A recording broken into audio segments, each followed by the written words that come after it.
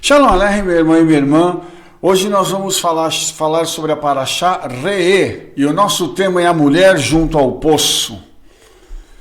Vamos começar falando da mulher samaritana que estava junto ao poço, e ela pergunta a Yeshua: você é maior que o nosso pai Yaakov?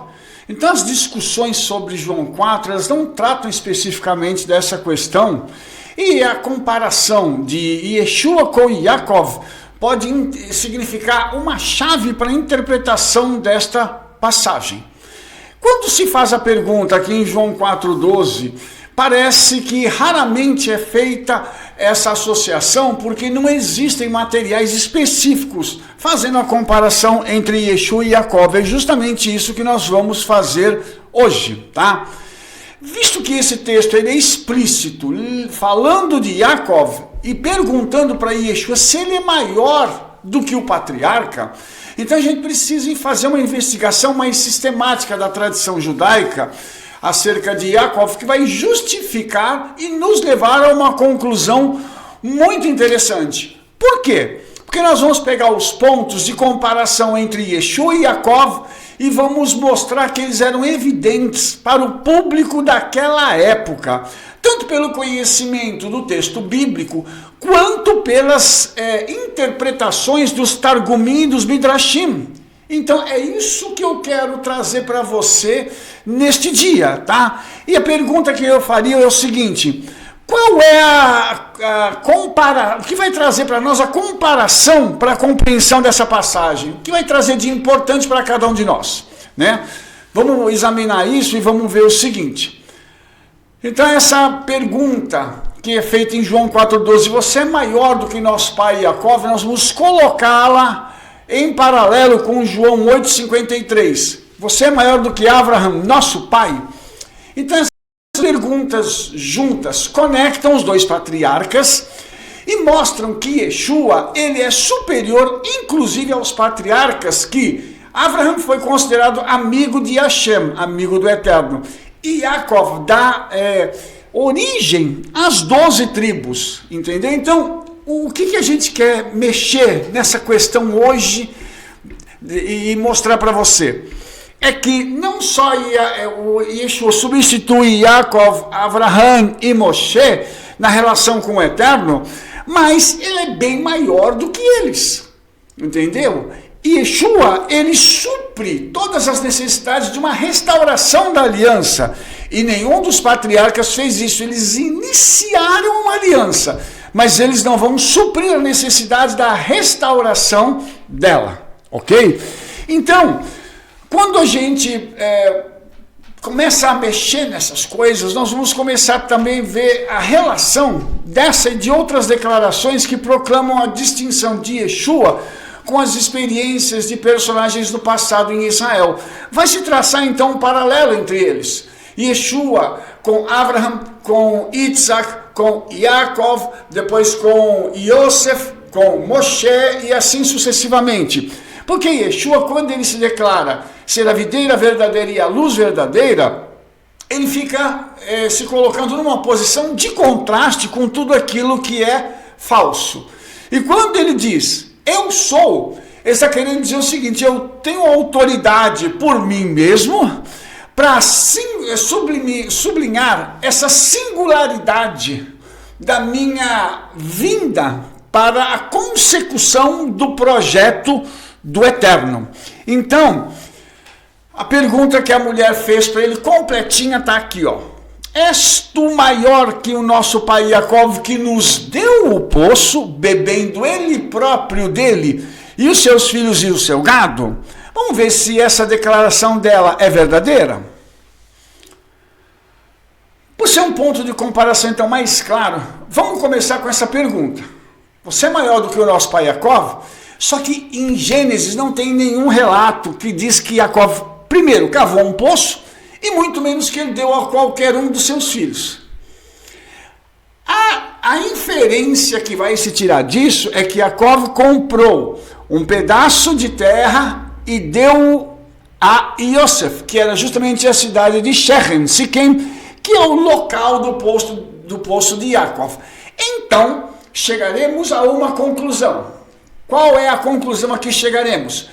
que aquela mulher estava dizendo para Yeshua que o fato de Yaakov ter dado o poço à cidade de Siquém para Yosef, e Yosef ser filho de Yaakov, pressupõe-se que o próprio Yaakov seria o dono daquele lugar. Ele comprou para ele.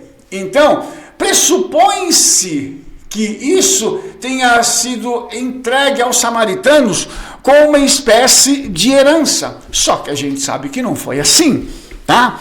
Então, a tendência de associar Yaakov a nenhum poço em particular, mas associá-lo a esse poço que viaja, é muito interessante. Por quê? Porque Shaul, em 1 Coríntios 10,4, diz o seguinte: e beberam todos de uma mesma bebida espiritual, porque bebiam da pedra espiritual que os seguia, e a pedra era uma chia. Aqui você vai ver que Shaul toma a figura do poço e transforma ela numa rocha, numa pedra espiritual, que a Torá diz que Moshe bateu uma vez, ela deu rocha, falou a ela uma vez, ela deu água, na segunda vez ele bateu na rocha 2 vezes e ela deu água de novo. Então isso aí, ele é chamado, dentro da tradição rabínica, de poço de Miriam, e eu vou mostrar isso para você daqui a pouco. Mas é interessante que a tradição rabínica também diz que Yaakov tinha 77 anos quando ele sai da casa do seu pai, e o poço foi com ele. Agora, que raio de coisa é essa? Poço ambulante? Meu pai? Então, na realidade, nós vamos entender que está sendo feita uma comparação entre a pessoa de Yaakov e um ser espiritual que vai junto com ele por onde ele anda, e esse é aquele que faz milagres da vida de Yaakov, inclusive trazendo água para ele. Então, nós vamos agora falar do poço de Miriam e da relação do poço de Miriam com a mulher samaritana, tá? Vamos lá. Aí a tradição rabínica continua falando sobre o poço de Miriam, dizendo: e dali foi dado a eles o poço vivo. Olha só, o poço sobre o qual o Eterno disse a Moshe: ajunta o povo e dá a eles água. Na realidade, o Senhor não falou que tinha um poço, ele falou que tinha uma rocha. Então você vê como o paralelo entre o poço e a rocha está sendo feito aqui, mostrando que assim como a rocha dava água para todo mundo beber, o poço vai transbordar e dar água para todo mundo beber, tá? Então, segundo a tradição rabínica, esse poço, essa água da rocha vinha através dos méritos de Miriam. E eles cantaram uma canção, brota hora, cantaram para ele, e ele brotou. Então eles cantavam para o poço e o poço brotava. Ok? Então, Abraham, Isaac e Yaakov cavaram, e os príncipes da antiguidade o cavaram, os chefes do povo. Moshe e Arão, os escribas de Israel, encontraram-no com suas varas, e do deserto foi dado a eles como um presente. Então você vai perceber aqui que a tradição rabínica continua dizendo que Abraham, Isaac e Yaakov cavaram um poço, mas na realidade Yaakov não cavou poço nenhum. Tá? Ele recebeu isso como uma dádiva.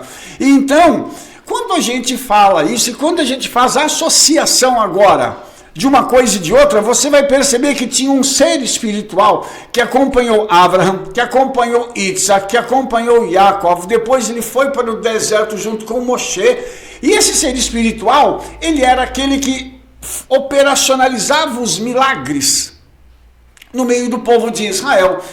Só que Shaul já matou a charada para a gente, ele já disse para a gente quem era esse ser. Ele disse que esse ser era o Mashiach. Então, nós vamos entender o seguinte: o Mashiach foi um presente dado ao povo de Israel, desde Abraham adiante, para que ele acompanhasse o povo de Israel em múltiplas manifestações por onde quer que eles fossem. Mas vamos desdobrar isso um pouquinho mais, tá? Um segundo item parece pressupor um conhecimento mais específico das lendas de Yaakov, aquilo que era escrito sobre ele que nem todo mundo acreditava, né? Yeshua observou que a mulher deveria pedir-lhe água, ao que ela respondeu: você não tem um balde e o poço é fundo. Como você consegue esta água viva? Que Yeshua disse que se ela soubesse quem estava diante dele, pediria a água da vida e ele daria. A mulher não entende o que Yeshua está dizendo. Olha só que interessante, ela pergunta, você tem balde? O poço é fundo, como que você vai tirar água? A preocupação da mulher está a nível material, ela não entendeu ainda diante de quem ela está. O que ela pressupõe é que assim como o poço transbordava para os patriarcas, transbordará também para Yeshua. É o que ela está imaginando.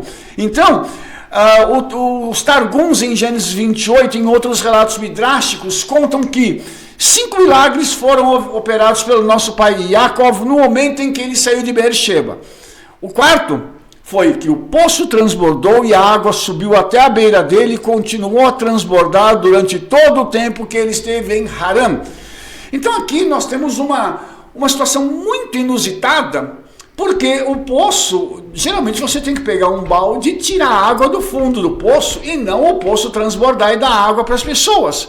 Só que, neste caso, há um milagre das águas subindo pelas paredes do poço e dando água para Yaakov. E aquela mulher estaria, então, pressupondo isso naquele diálogo que teve com Yeshua, que o poço também transbordaria, tá? Então, agora, o item final disso aqui, que é muito legal também, porque vai associar Yaakov à observação de Yeshua em 4:10, João 4:10, né? Se a mulher conhecesse o dom de Deus e quem é que fala com você, ela lhe pediria e ele daria água da vida. Você lembra agora há pouco que eu já informei que o Mashiach tinha sido dado como um presente para o povo de Israel? Agora Yeshua chama-se a si mesmo de dom. E você vai ver que a tradução dessa palavra dom é presente. Eu vou falar disso no próximo slide. Mas olha que legal, então assim como o poço tinha sido dado como um presente para eles, o Mashiach também era este presente, e agora o Mashiach estava dizendo para elas o seguinte, se você soubesse que eu sou o presente de Elohim, você me pediria, eu te daria a água da vida. Porque quando Yeshua está diante daquela mulher, é como se Yeshua estivesse dizendo para ela assim, eu tenho algo especial para te dar. Eu vim aqui num horário que você saiu para tirar água e eu tenho algo especial que eu quero te dar, que foi a mesma coisa que eu dei para o povo de Israel quando eles estavam no deserto. O presente que Yeshua deu para eles no deserto é o que ele vai dar para essa mulher. Então em Números 21 indica que quando os israelitas chegaram a Beer, o poço, o Eterno prometeu a Moshe dizendo o seguinte, eu lhes darei água. Olha que declaração maravilhosa, porque o próprio Eterno está dizendo que daria água ao povo. Mas como é que ele daria água ao povo? Ele daria para eles um presente, tá? Por quê? O nome de um dos lugares, Mataná, ele é interpretado como uma raiz da palavra NTN, que significa presente. Então, na realidade, Mataná não era só um lugar para onde eles iam, mas estava linkado com eu lhes darei água, ou seja, eu vou enviar o meu presente para vocês e vocês vão ter água. Você entendeu isso? Então quando Yeshua chega para aquela mulher e faz essa conexão, Yeshua está dizendo o seguinte, eu sou o presente que os israelitas receberam no passado e agora estou diante de você, mulher samaritana, me apresentando a você como este presente. E qual foi o resultado? Tá? O Midrash, ele também fala da leitura da passagem dizendo o seguinte, e do deserto em Mataná. Tá? Então, no deserto eles recebem o presente. Isso implica que ele foi dado, nitená, a eles no deserto para servir às suas necessidades. Lá, eles precisavam do quê? De água para continuarem a caminhada até Canaã. Mas eles não podiam só querer a água, eles precisavam de uma salvação espiritual para que essa salvação os conduzisse ao Olam Rabá, caso eles não conseguissem completar a sua carreira no deserto.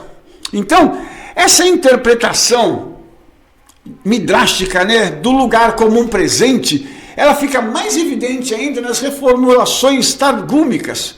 Tá? Enquanto alguns manuscritos lê apenas os nomes dos lugares, de Mataná, Nahaliel, de Nahaliel a Bamot, todos os Targuns expandem a qualidade do presente do poço. Ele não era só um poço, era um lugar onde estavam recebendo um presente. Então, um Targum Neof, e depois do poço foram dados a ele como um presente, o Targum Onkelos, e daí foi dado a eles o Targum Yerushalmi, e de lá foi dado a eles em Mataná. Então você percebe que aqui a palavra dar, ela está se repetindo várias vezes, e isso também remete mais uma vez a Mashiach. Por quê? Porque João 3,16 diz o seguinte: Elohim amou ao mundo de tal maneira que deu, ele entregou o seu Filho unigênito. Ou seja, esse dar é esse presente de Deus aqui, que aquela mulher estava recebendo naquela hora, entendeu? Então esse dom do qual ele fala aqui é o reconhecimento do verdadeiro poço da história de Israel, que o Eterno deu ao povo, aquela rocha que caminhou com eles no deserto, sabe?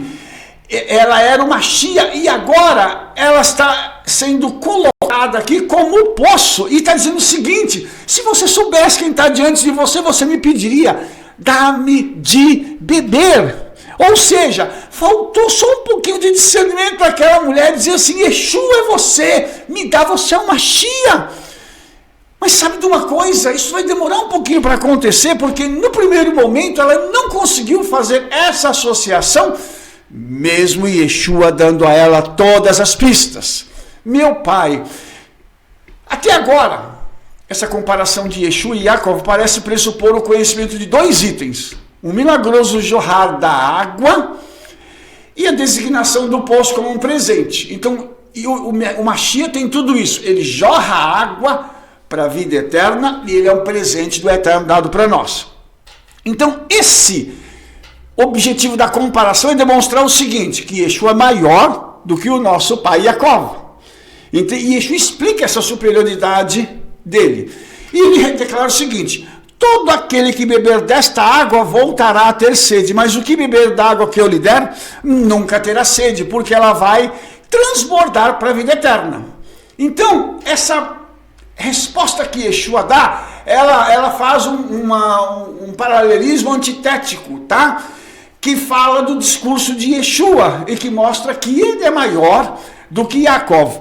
Então, essa declaração também, ela está conectada com a declaração de que Yeshua é o maná. Ele é o pão do céu, o pão vivo que desceu do céu.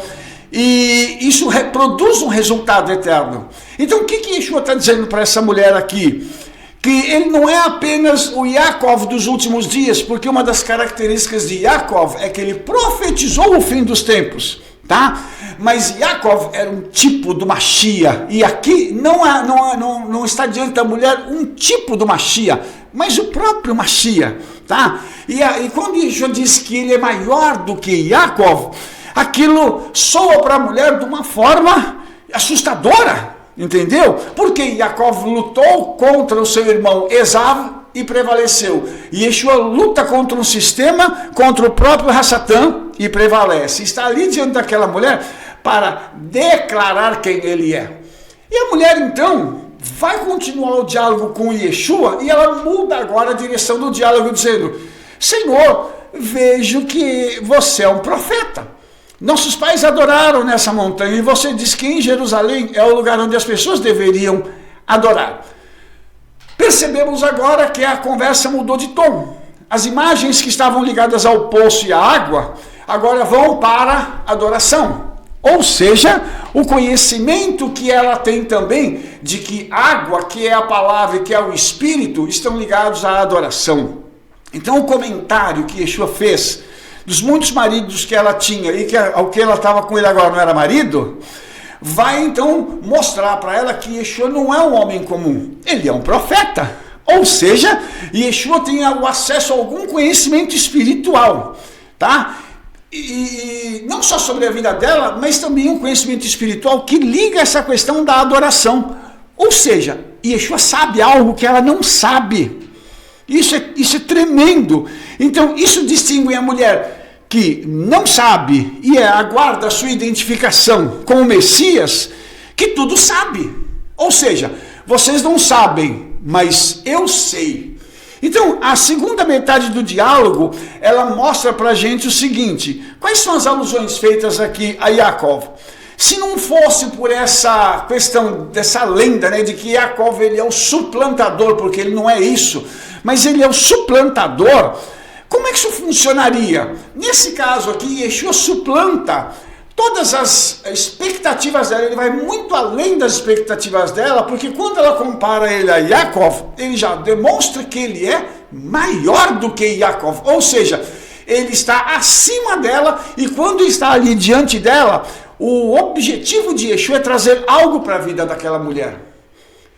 Então, quando ela chama Yeshua de profeta, a mulher espera que ele resolva uma questão teológica.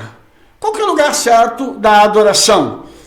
Há uma diferença óbvia entre os samaritanos e judeus, mas as tradições do norte e dos samaritanos não aceitavam Jerusalém como lugar onde eu colocarei o meu nome, que foi o que o Eterno falou, que lá era o lugar dos judeus irem, buscarem a presença dele, oferecerem sacrifícios, adorarem, etc.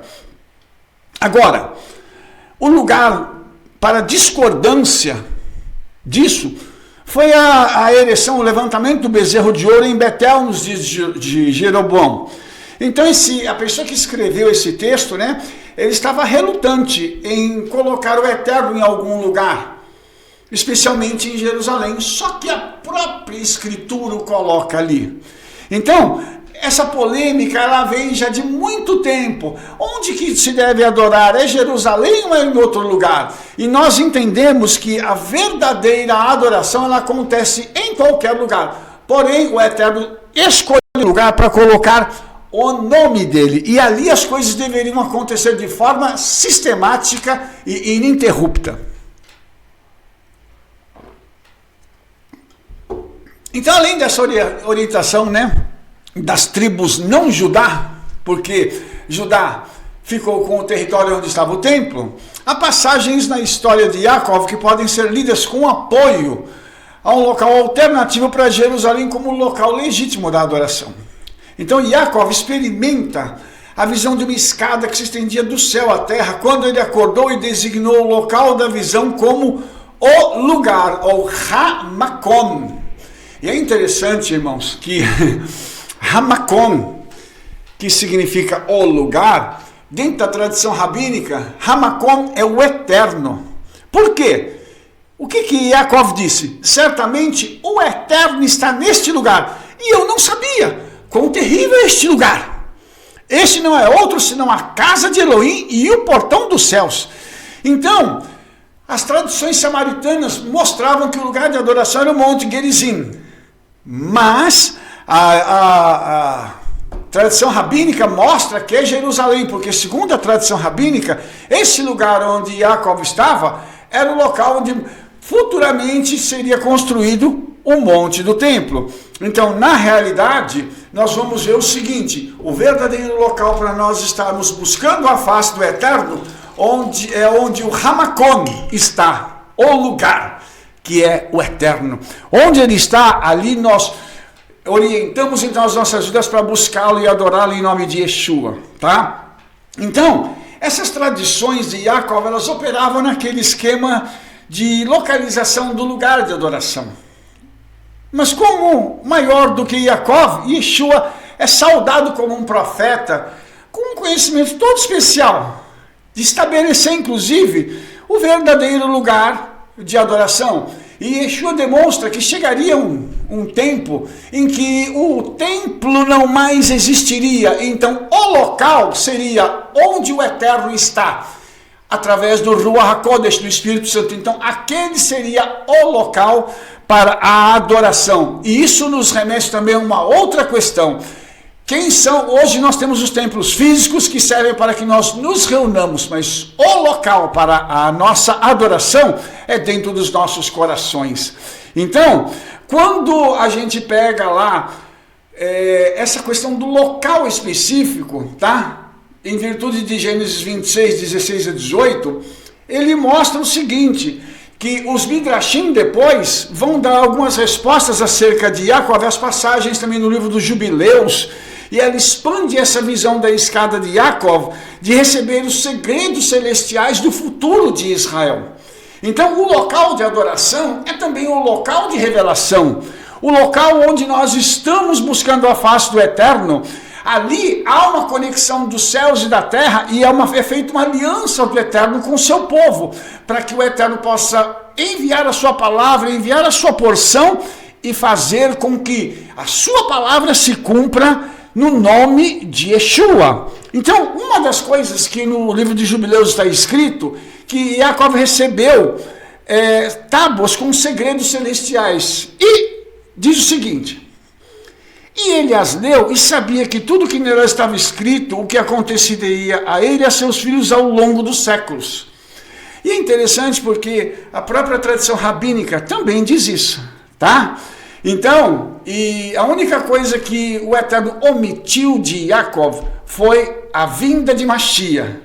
Isso ele não conseguiu receber a revelação. Então, quando as coisas foram acontecendo e Yaakov foi profetizando aos seus filhos, ele se tornou coparticipante de tudo aquilo que os seus filhos vivenciariam no futuro. Então esse outro texto lá de Yaakov, em Gênesis 49, se torna uma manifestação desse conhecimento espiritual que Yaakov tinha. Porque ele reúne seus filhos e para dizer o seguinte: para que eu vos diga o que vos acontecerá nos dias vindouros, ou seja, o futuro escatológico de Israel havia sido colocado na mente de Yaakov, que ele liberaria palavras proféticas para que as palavras construíssem uma ponte para o futuro onde tudo isso se cumpriria. Ok? Então, o Targum Neof, ele, de Gênesis 49:1, ele diz o seguinte: vou lhe contar os segredos ocultos, os fins ocultos, a recompensa dos justos e a punição dos ímpios, e o que é a felicidade do Éden. Então a gente percebe o seguinte: Yaakov estava a ponto de falecer, a ponto de partir desse mundo. Ele então profetiza o futuro da nação de Israel através dos seus 12 filhos, ele vê o futuro e vê a sua própria recompensa, que era a felicidade no Gan Eden. E isso pressupõe que todos os justos, após morrerem, vão para o Gan Eden. E todos os justos, então, têm um poder e uma autoridade inerente em suas vidas, que faz com que eles, ao abrirem suas bocas, possam profetizar o futuro, não só de suas famílias, como também de suas nações. Mas o diálogo, em João 4:21-24, não considere Yeshua como o Yaakov dos últimos dias, cujas visões decidem disputas de longa data quanto ao lugar certo da adoração. Então Yeshua suplanta tudo isso, mostrando que a adoração agora não é um problema, tá? O futuro de Israel está em jogo e a adoração agora não é um problema. Eu estou querendo trazer para você uma outra informação. A hora está chegando e agora está aqui. Então os verdadeiros adoradores adorarão em espírito e em verdade. Por quê? Porque para você poder adorar o Senhor, você tem que ter sido primeiro salvo por Ele. Adoração pressupõe salvação. Sem salvação não há adoração. Sem salvação não existe adoração. Não existe mover sem a presença do Espírito Santo em nós, se nós não formos salvos. O Espírito Santo não vai tomar a vida de uma pessoa qualquer para fazer uma obra acontecer, mas ele sim tomará a vida dos seus servos que foram salvos através do sangue de Yeshua, para naquele momento e naquele lugar fazerem manifestar essa adoração ao Eterno, a Yeshua e ao próprio Ruach HaKodesh. Então a primeira resposta de Yeshua nessa segunda metade do discurso, ela rejeita categoricamente o Monte Gerizim e o Monte Sião como o lugar onde se deve adorar. Por quê? Porque Yeshua sabia que o templo não ia ficar de pé por muito tempo mais. E se o templo deixasse de existir e não houvesse outro lugar, então como se faria para adorar o Eterno? Então, isso vai remontar a uma outra conexão quando Yaakov acorda da visão que ele tem, ele diz o seguinte: o Eterno está neste lugar e eu não sabia. Ou seja, esse lugar onde eu estou é um lugar de conexão com os céus. Porque eu sou um justo e o Eterno veio para mim nesse momento, me dá essa conexão. Agora Yeshua diz para aquela mulher: você adora o que não conhece, porque você não tem esse relacionamento interpessoal com o Hakadosh Baruch Hu. E nós adoramos o que sabemos, ou aquele a quem conhecemos. Então você vê a diferença. Aquela mulher precisava da salvação. Ela precisava de ter um contato com o Mashiach para ela entender o que ela estava fazendo. E é justamente isso que Yeshua quer dar para ela naquele momento. Esse diálogo todo serviu para mostrar o seguinte, que o Eterno ainda queria trazer salvação para o povo samaritano, mesmo eles sendo meio-irmãos dos judeus. Ou seja, há uma conexão da primeira parte do discurso com aquela mulher samaritana com o final dela. Quando a gente vê que o objetivo dessa discussão, desse diálogo, era trazer salvação para aquela mulher. E tudo isso, o poço está ligado com água, está ligado com a rocha, está ligado com o Mashiach. E isso tem ligação com as frases do Antigo Testamento, onde o Eterno fala de derramar o seu Espírito. A água, ela também é purificadora, lá em Ezequiel 36. E tudo isso, irmãos, mostra para a gente que o diálogo de Yeshua com aquela mulher, aquele diálogo, ele tinha um fundo profético muito tremendo. Ele estava sendo realizado num nível muito alto, tanto que aquela mulher, depois de ouvir tudo aquilo, ela fica tão impressionada com a presença de Yeshua e com aquilo que Yeshua diz acerca da salvação, que ela corre para chamar as pessoas da aldeia. E ela tinha tanta credibilidade entre aquelas pessoas que imediatamente as pessoas que estavam ali deixaram os seus afazeres para irem ouvir a voz do profeta Yeshua. Olha só que coisa interessante essa. Então demonstra também, irmãos, que quando aquela mulher fala aquilo, ela tem uma conexão com Miriam, que também era uma mulher, segundo a tradição rabínica, uma profetisa, uma mulher de uma integridade muito grande, e uma mulher que trouxe grandes bênçãos para Israel. E ela cuidou de Moshe, que depois trouxe a salvação para os israelitas enquanto estavam no Egito. E tem um paralelo interessante, porque agora a mulher samaritana corre para chamar os samaritanos e levar a eles a salvação em Yeshua. Ou seja, duas mulheres, duas conexões com água, dois acontecimentos que evocam e levam a salvação através do Mashiach e Yeshua. Embora essa datação da tradição a respeito do poço de Yaakov no seguinte Midrash, em Gênesis 29:1, possa ser problemática, porque eles não conseguem resolver problema de data, Tem gente que tem problema de data, mas que ele reflete essa associação que nós vimos do poço, a água com o Espírito, com a adoração, e nesse caso os festivais de culto, ou seja, as festas bíblicas. Isso tudo, irmãos, denota o seguinte: cada festa bíblica libera uma unção diferenciada. Então tem a água, tem o Espírito, tem a adoração no meio da festa. Tudo isso acontecendo em cada uma das festas bíblicas ligadas à pessoa de Yeshua. Tá? Aí tem uma outra interpretação dos Midrashim que diz o seguinte: eis que um poço no campo simboliza Sião. E eis que 3 rebanhos de ovelhas, os 3 festivais, Pesach, Shavuot e Sukkot, ou tabernáculos, pois naquele poço eles davam água aos rebanhos. De lá eles embebiam o Espírito Divino.